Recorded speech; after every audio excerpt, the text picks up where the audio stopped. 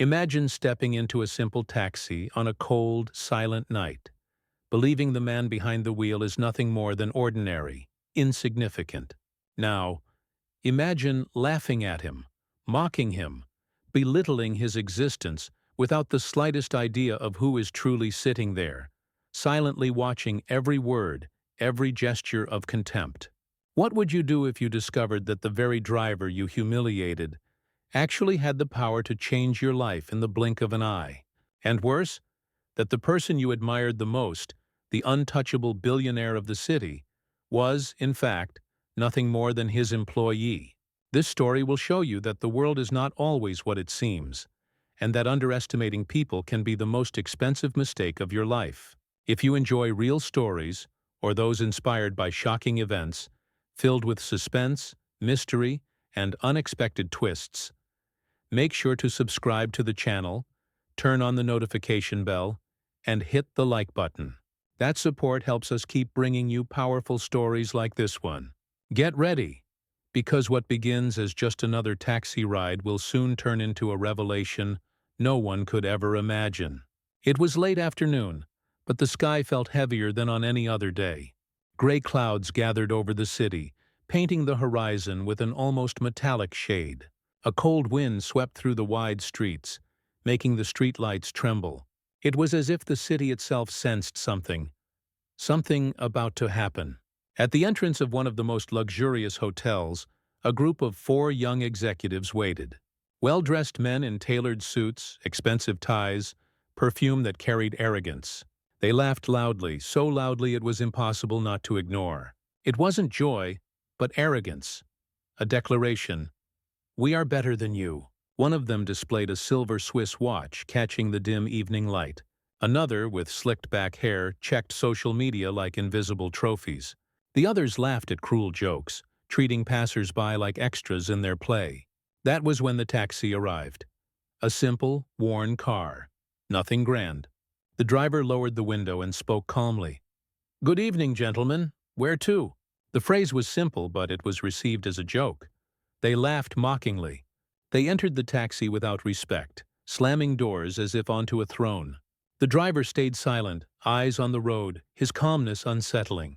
On the dashboard, a faded photograph. None of them noticed. The ride continued. Their laughter echoed until the driver finally spoke. "Sometimes appearances deceive." His voice was low but firm. The young men mocked him again. But something had shifted. Their laughter was no longer natural. One leaned forward. "Bet you've never set foot in a luxury car." The driver answered calmly, "I've been in many." They laughed louder. Then a phone vibrated. The screen lit up. "Mr. Donovan, the boss." The owner answered submissively, his arrogance gone. When the call ended, the driver broke the silence. "You work for Donovan?" The men laughed nervously. "He's our mentor, the man who decides the city's future." The driver slowed the car, eyes on the rearview mirror. "You're mistaken. Donovan owns nothing. He is only my employee." The silence that followed was so thick it could be touched. And for the first time that night, fear replaced arrogance. The silence inside the taxi had become suffocating. Outside, the city went on, its lights flickering in store windows, occasional horns blaring, hurried footsteps echoing on the sidewalks. But inside the car, time itself seemed to have stopped. 4 young men who minutes earlier had been laughing in unison were now paralyzed, stunned by a phrase that made no sense at all. "Donovan owns nothing. He is only my employee." The driver had said it calmly, without trembling, without hesitation, as if he had merely stated an obvious truth. Like saying the sky is blue, or that night brings darkness. Perhaps it was that natural tone that made them so uncomfortable. The first to break the silence was the man with the Swiss watch. He leaned forward, laughing nervously, trying to regain control. "Nee, you've got to be kidding us, right? You, a taxi driver? Boss of Donovan? Best joke I've heard today." His laugh echoed, but no one joined in. It sounded forced, misplaced. The driver didn't answer. He simply kept his eyes on the road, ignoring the provocation. This irritated the second man with slicked-back hair. He slapped the seat and spoke aggressively. "Listen here, old man. Do you know who you're talking about? Mr. Donovan is the most powerful man in this city. He doesn't answer calls from anyone but the elite. What you said isn't just a lie. It's dangerous. The last word came out lower, as if he himself feared saying it. The driver drew a long breath and spoke slowly. Dangerous is living with your eyes closed. The word struck like a stone in a calm lake, sending ripples of discomfort across the seats. The third young man, quiet until then, tried to ease the tension. Look, friend, you don't need to invent stories just to seem important. We get it. Being a driver isn't easy. But don't create fantasies. This time, the driver smiled. A brief, enigmatic smile of someone who knows things others can't imagine. Fantasy? Fantasy is believing power is measured by expensive watches and party invitations. The four fell silent. The man who seemed ordinary was transforming into something disconcerting. It was as if his presence expanded inside the car, suffocating every laugh. Suddenly, the driver turned right, down a dim street lined with old buildings. The young men exchanged uneasy glances. "Hey, this isn't the way," complained the one with the phone. "Don't worry," replied the driver. "I know roads you don't." It didn't sound like a traffic excuse.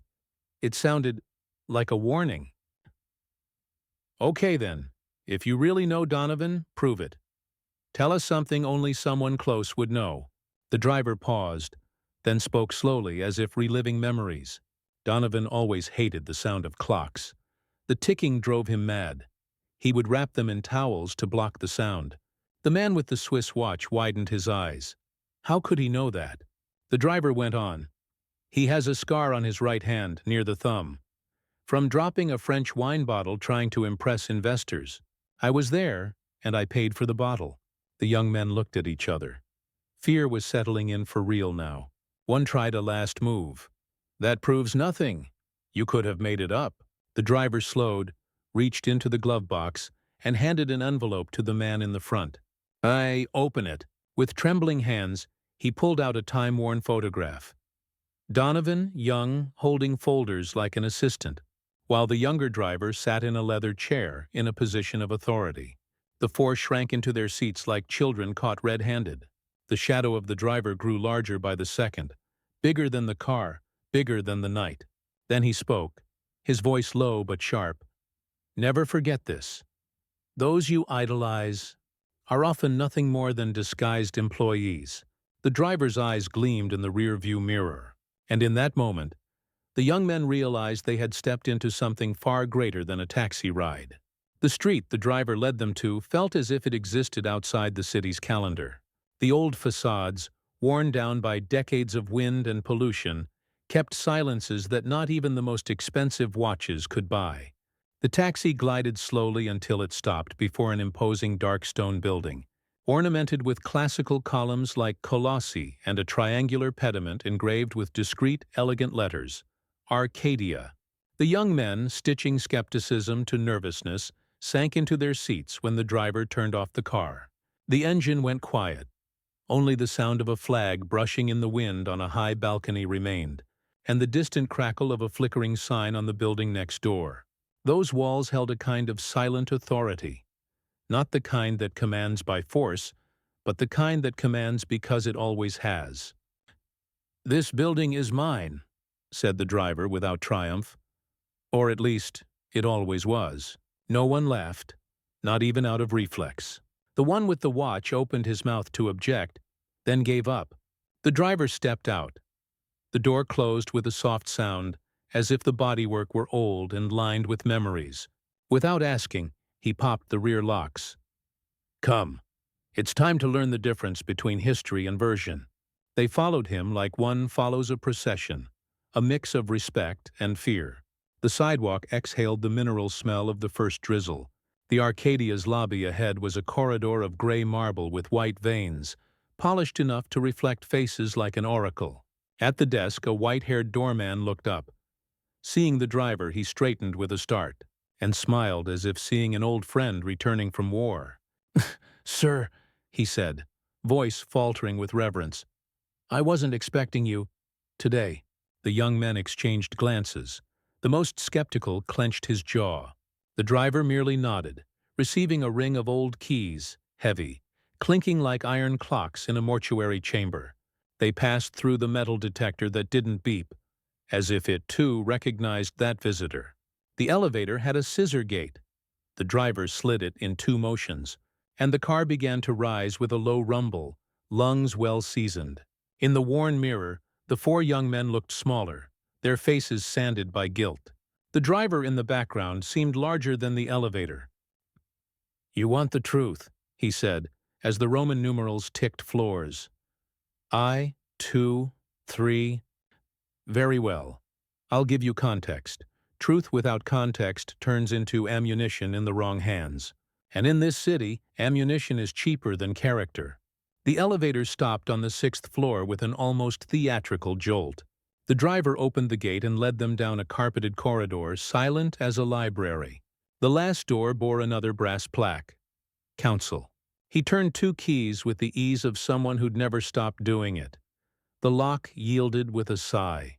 Inside, a large hall, high ceiling, sash windows, an oval table of dark wood and 12 empty chairs. On the wall, black and white photographs. Inaugurations, handshakes, signed contracts. An old choreography of power. The driver stopped before the 3rd frame on the left. In it, a young man, himself, decades ago, shook hands with a thin, hungry-eyed youth. A shadow of insecurity hid behind a disciplined smile. Donovan. The young man drew closer, as if the image radiated heat. He started here," said the driver. "In this room, on this very carpet. I needed someone to carry folders, ask questions, and learn fast. Donovan was efficient, attentive, and above all, quiet. Silence, my friends, is a currency few know how to accumulate." One of them ventured cautiously. "But how, sir?" "Sir will do," the driver cut in without aggression. "Or call me what you like. Titles haven't bothered me for years. I founded Arcadia when you were still learning to add. While others collected mansions, I collected structures, records, stakes, preferred votes, appearances. To appear is easy. To exist behind is the true engineering of power." He walked along the table, running a finger over marks only intimate hands would recognize. In each polished imperfection, there seemed to be an episode. That way, Donovan came in the way one enters a church, with devotion and ambition. I saw value. I taught him to open doors that have no doorknobs, to lose without looking defeated, to win without looking victorious. I taught him the most profitable craft in the world, pretending you're not important. The slick-haired one cleared his throat. "But if you trained him, why are you driving a taxi now?" The driver looked at him, eyes warm and dry. "Because the best tests aren't made with questions. They're made with invisibility. When no one sees you, everyone shows themselves. Driving a taxi gave me the most honest court a man can have. People saying what they really think to someone deemed irrelevant." He pointed to another frame, a power plant inauguration. Behind the dais, Donovan held a notepad. At the front, the driver cut a ribbon with golden scissors. I gave Donovan 3 things: access, trust, and observation. But he gave himself a 4th: thirst. Thirst itself isn't the problem. I had mine. The problem is when it corrodes the vessel. Suspended on a thread of silence, they listened as he continued. In the first big deal, Donovan did exactly what I'd do. Arrived early, left last, spoke less. We won. He was promoted. In the second big deal, he went further, brought information only someone well-placed could get. I asked where it came from. He said, "From where it's always come. The trust you built." I believed him. I wanted to believe. It's a master's error, thinking the pupil only learns to replicate, when sometimes he learns to refine, lies included. A bulb popped in the ceiling, splitting the room into 2 eras. That's when the council began to whisper. Half wanted my image in magazines, half wanted my signature in the dark. I chose the dark. Donovan lived at the edge of the light, visible enough to be praised, shadow enough not to be charged. They called him a genius. I stayed out of the spotlights. The less they saw me, the more I obtained. Invisibility is a safe. Outside, nothing. Inside, everything. "And where did the break happen?" asked the man with the watch. The driver moved to the window. The street below looked like a model in half-light. "The day the council decided I was too old to command without appearing, there was a vote. Donovan, my employee, my pupil, spoke for modernization, image curators and sponsors. But I knew the grammar behind the words. Tie me to the light I'd always refused, until I burned. I refused." He smiled, and lost the vote by one, his own. He defended me to lose. First act of a long play. Keeping me on top without change made me predictable. Another name for vulnerable. Meanwhile, he multiplied. Bank, industry, procurement. Each arm with a different glove, the same hand. "Why did you let it happen?" one whispered. "Sometimes, to know how far a person will go, you take down the road signs and see if he returns." I needed Donovan's limit. Not profit, his mirror. He sat. The wood groaned like greeting an old companion. I staged a voluntary fall, a calculated retreat that looked like a stumble, left boards, declined invitations, wore the costume of enough. Let the world retire me. Then people spoke before me as if I were no one. I heard the finest speeches of my life.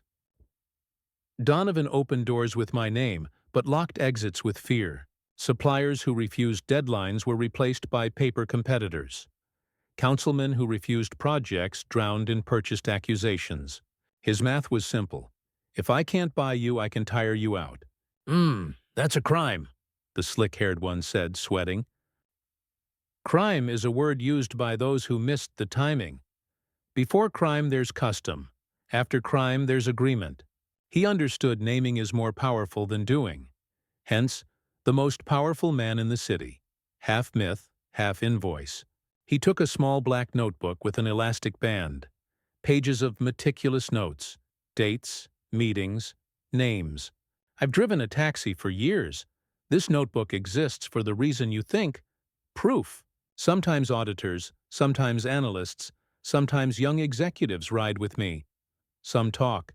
Others require my silence. Silence is the currency. Value is what converts in here." Why not expose everything?" the man with the watch asked. He closed the notebook. "You don't topple an empire by accusing its walls.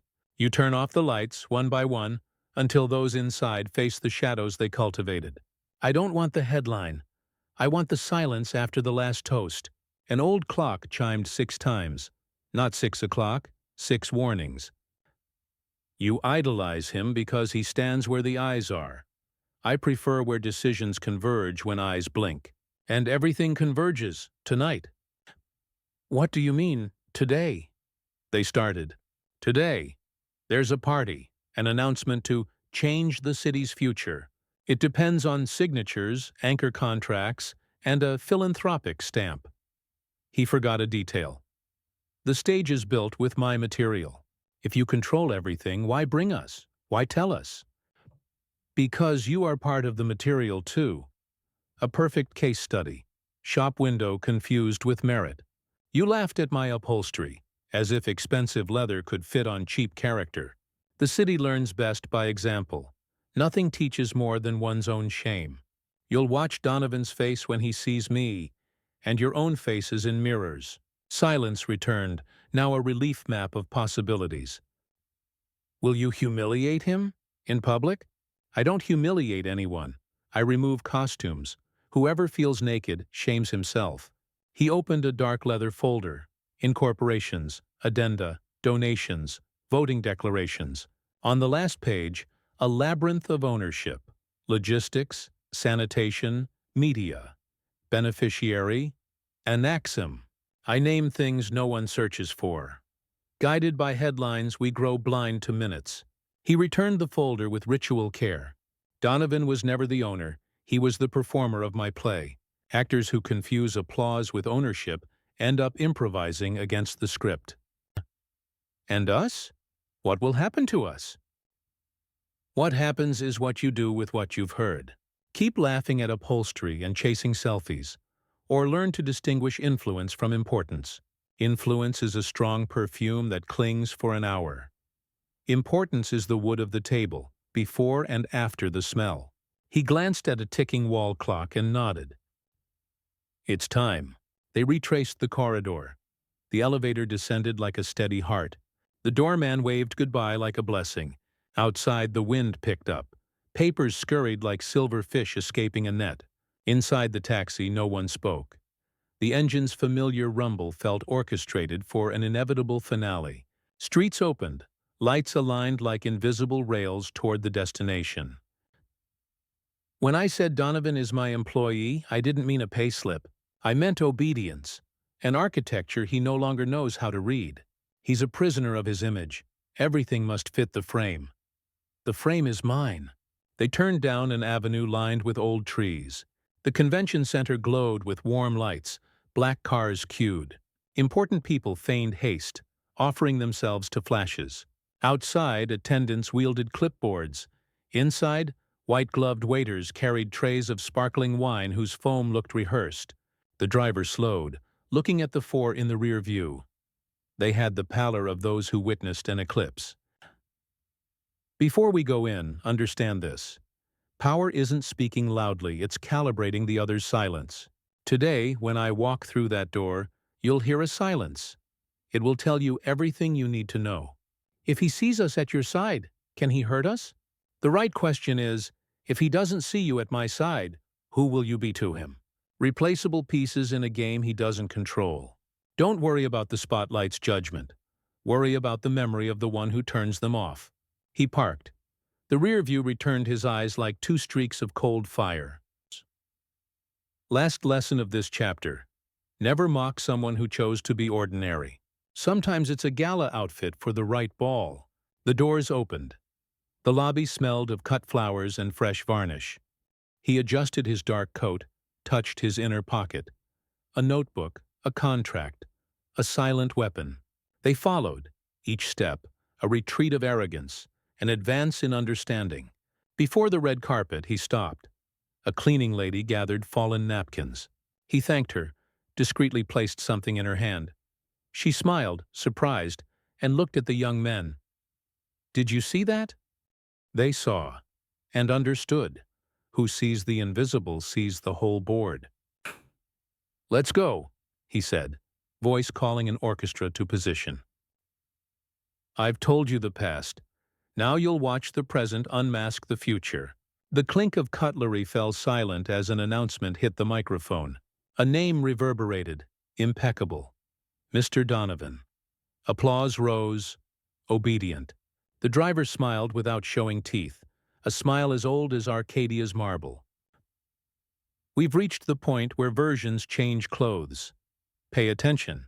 The main doors opened. They weren't just entering a party.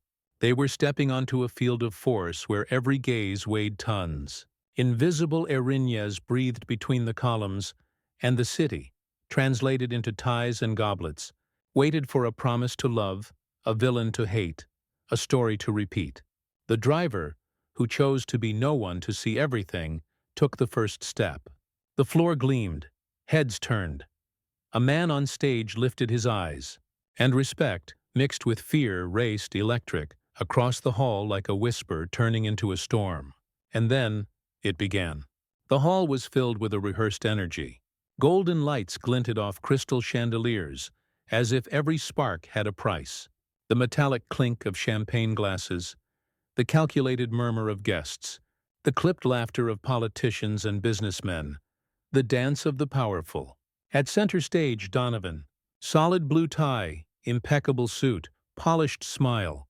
A smile that didn't show teeth by accident, but by calculation.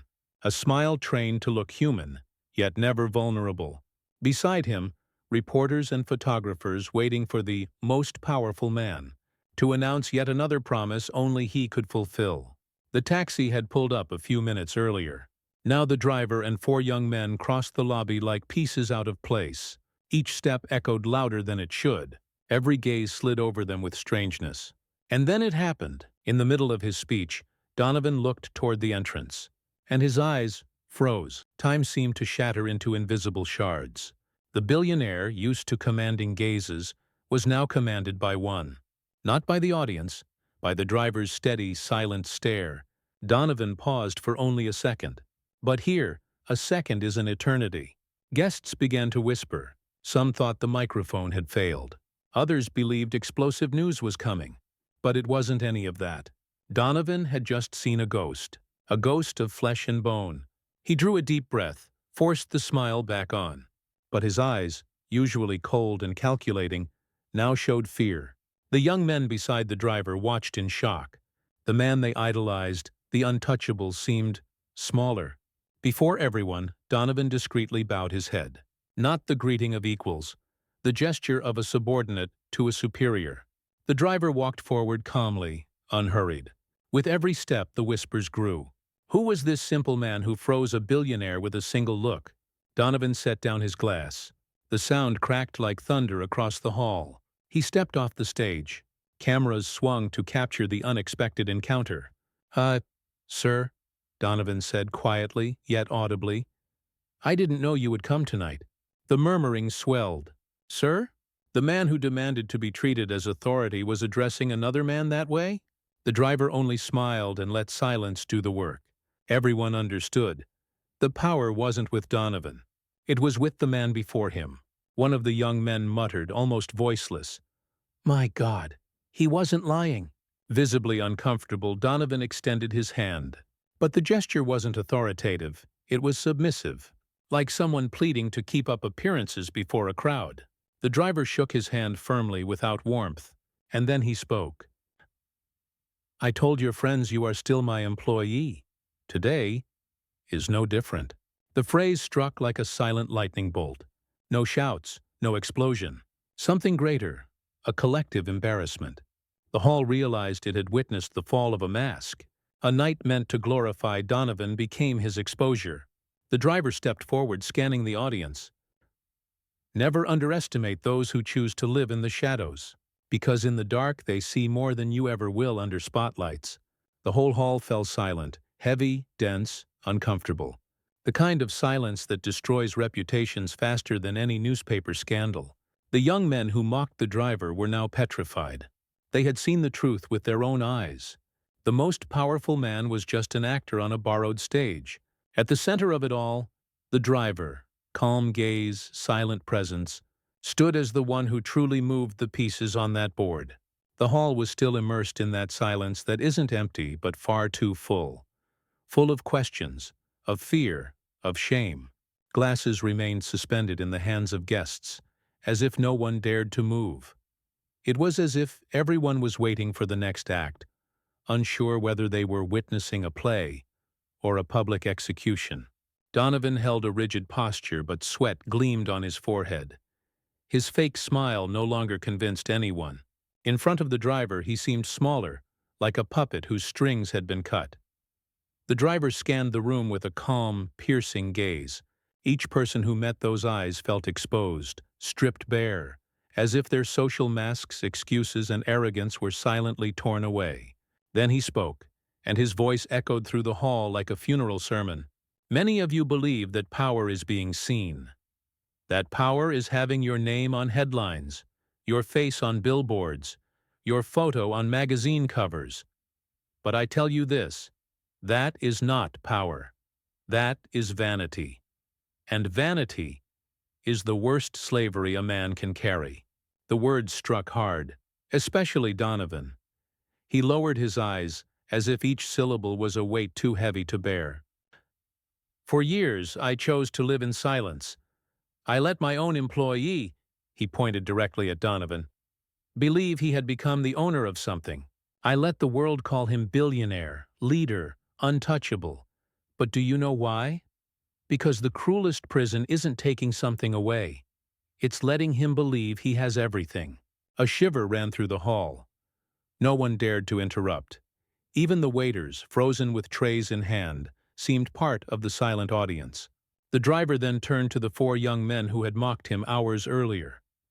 They were pale, hunched, unable to meet his gaze.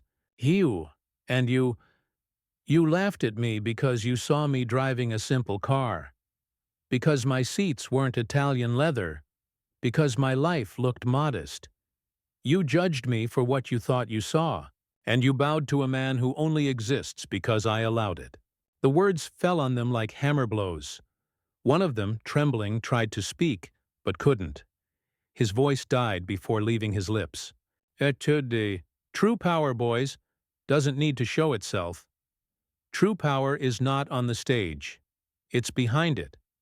It's not the one who smiles under the spotlights, but the one who turns them off when the play is over.